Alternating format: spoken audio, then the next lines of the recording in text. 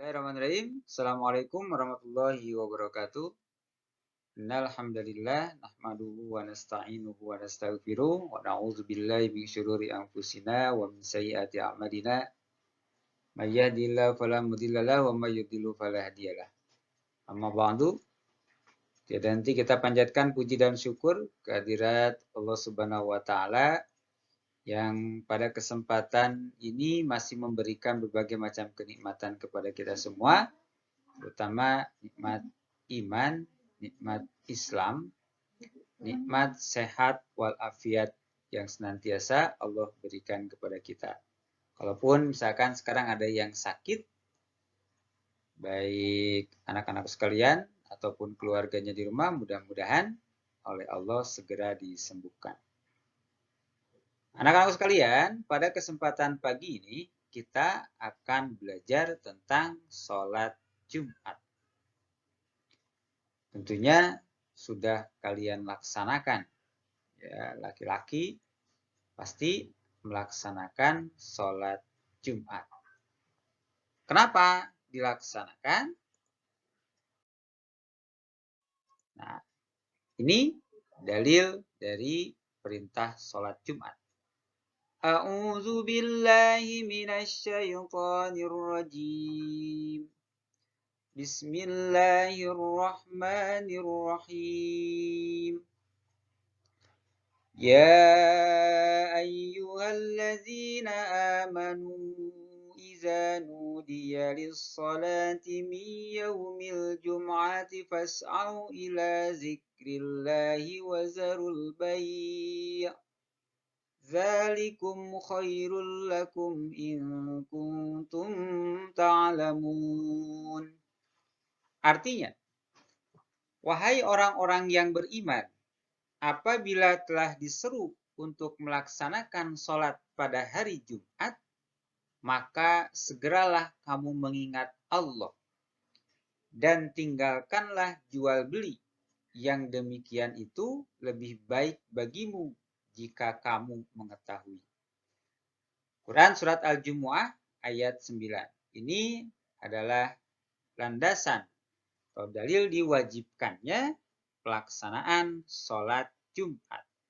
Lalu siapa saja yang diwajibkan untuk melaksanakan sholat Jumat? Itu syarat wajib sholat Jumat. Yang pertama, dia pastinya sebagai seorang muslim, orang Islam. Orang kafir di luar Islam itu tidak wajib. Yang kedua, laki-laki. Perempuan tidak wajib sholat Jumat. Tapi kalau dia menghendaki, kalau dia mau melaksanakan sholat Jumat, diperbolehkan. Hanya lihat situasi, kondisi di tempat pelaksanaan sholat Jumat. Kalau memang tidak ada ruang, maka laksanakan saja sholat zuhur. Lalu yang ketiga, merdeka. Hamba sahaya itu sekarang sudah tidak ada. Merdeka artinya bukan budak belian. Ini makanya dicoret. Lalu yang keempat, balik. Ya, jadi dia sudah mencapai usia balik yang kemarin kita bahas. Kalau belum balik, berarti tidak wajib untuk melaksanakan sholat Jumat. Kelima, berakal. Berakal itu berarti dia tidak gila. Yang keenam, penduduk tetap atau mukim. Bukan sedang bertamu. Bukan tamu dari luar kota. Kalau sedang ada yang bertamu dari luar kota, maka dia tidak wajib untuk melaksanakan sholat Jumat. Tapi kalau dia melaksanakan sholat Jumat, itu lebih baik lagi. Ini ya, syarat wajib sholat Jumat yang harus kalian ketahui. Di sini tidak tertera perempuan, dan seperti halnya kalian lihat, ketika melaksanakan sholat Jumat, laki-laki ini tidak ada perempuan yang ikut. Karena tidak wajib untuk perempuan. Nah, sekarang ketentuan sholat Jumat. Sholat Jumat dilaksanakan pada waktu zuhur. sudah masuk waktu zuhur. Jadi bukan dilaksanakan sebelum atau pas asar atau pas malam. Sholat Jumat itu dilaksanakannya pada waktu zuhur. Diawali dengan 2 khutbah. Ya, bukan ceramah. Ya, beda dengan ceramah. Khutbah. Jadi dalam khutbah ini ada syarat dan rukun yang harus terpenuhi. Kalau syarat dan rukun itu tidak terpenuhi, maka tidak sah sholat Jumatnya. Siapa yang harus mengetahui? Ini adalah khotib. Nah, diawali dengan 2 khutbah. Sebelum pelaksanaan sholat 2 rakaat, ya, maka diwajibkan untuk diawali dengan khutbah dulu. Dan itu harus didengarkan oleh kalian. Tidak boleh ngobrol, tidak boleh bercakap-cakap, tidak boleh bercanda pada saat khotib sedang khutbah.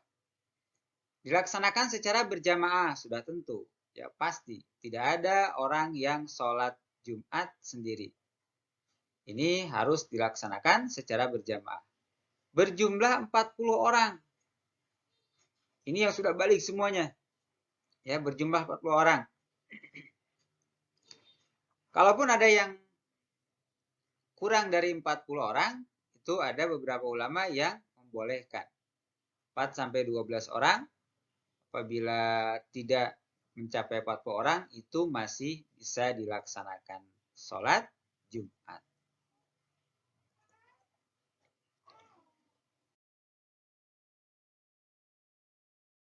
Nah, sunnah sebelum pelaksanaan sholat Jumat. Ada hal yang harus kalian ketahui, ada hal yang harus kalian lakukan juga sebelum sholat Jumat dilaksanakan. Apa yang harus dilaksanakan itu? Nah, yang pertama, mandi. Laki-laki ya, sebelum kalian berangkat sholat Jumat itu, sunnah untuk mandi. Bersih. Tidak cukup hanya wudhu. Yang kedua, memakai wangi-wangian. Tapi tidak juga sampai menyengat memakai wangi-wangiannya. Yang ketiga, memakai pakaian yang paling baik. Jadi jangan asal kalau ketika sholat Jumat itu. Pakailah pakaian yang menurut kalian itu adalah paling baik. Jadi kalau sholat Jumat bukan sekedar pakai kaos saja, bukan sekedar pakai celana saja, namun perhatikan oleh kalian. Pergunakanlah pakaian yang paling baik. Ini bagian dari sunnah. Apabila dilakukan, akan mendapatkan pahala. Kalau tidak dilakukan, tidak berdosa. Ya, tidak apa-apa, karena ini bagian dari sunnah. Mandi, memakai wangi-wangian, kemudian memakai pakaian yang paling baik, itu adalah sunnah sebelum pelaksanaan sholat Jumat.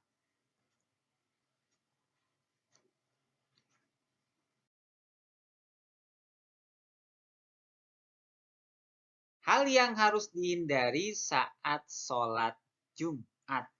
Nih, ya. Ada hal yang harus kalian hindari ketika khotib sedang berkhutbah. Ketika azan sudah dikumandangkan, maka tidak ada percakapan-cakapan lain. Tidak ada ucapan-ucapan lain, tidak ada istilahnya bercanda-bercanda. Ketika azan sudah berkumandang, diam. Dengarkan khutbah sampai akhir pelaksanaan sholat. Kenapa? Rasulullah Shallallahu Alaihi Wasallam bersabda, "Iza qultu li sahibika yaumal jum'ah ansit wal imamu yahtub faqad lagaut." Apabila engkau berkata kepada temanmu pada hari Jumat, diamlah. Padahal imam sedang berkhutbah, maka sungguh engkau telah berbuat sia-sia. Hadis riwayat Bukhari dan Muslim dari Abu Hurairah radhiyallahu anhu. Nah, dalil ini, hadis ini mengatakan bahwa apabila kalian bilang diam saja kepada temannya, ya yang sedang bercakap-cakap itu akan sia-sia, apalagi temannya yang ngobrol. Jadi bagaimana kalau ada yang ngobrol, didiamkan saja, biarkan khotib. Biarkan khotib yang akan mengingatkan mereka yang ngobrol. Karena kalau kalian mengatakan kepada temannya supaya diam, kamu sendiri itu akan sia-sia. Ini ya, jadi apalagi sampai bercakap-cakap, sampai ngobrol. Di belakang itu, kalau khotib sedang berkhutbah, itu akan sia-sia sholat Jumat kita. Ingat ya, anak-anak, kalau mengikuti sholat Jumat, tidak ngobrol, kalian duduk yang tenang, kalau bisa pisahkan diri dari teman-teman yang suka ngobrol, perhatikan materi khutbahnya sampai pelaksanaan sholat Jumat selesai.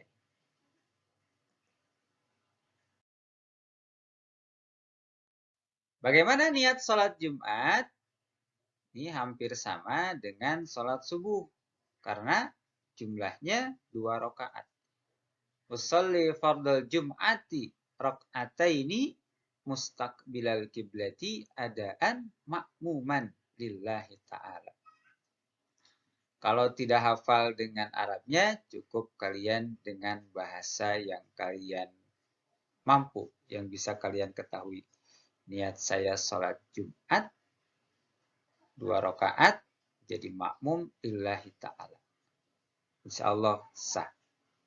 Dan tempatnya niat itu adalah di dalam hati.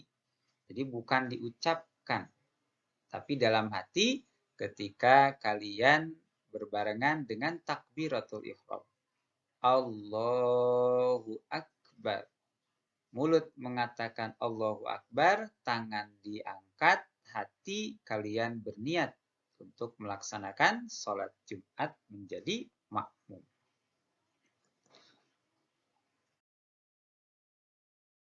Bagaimana apabila ada orang yang enggan bahkan meninggalkan sholat Jumat bukan karena uzur?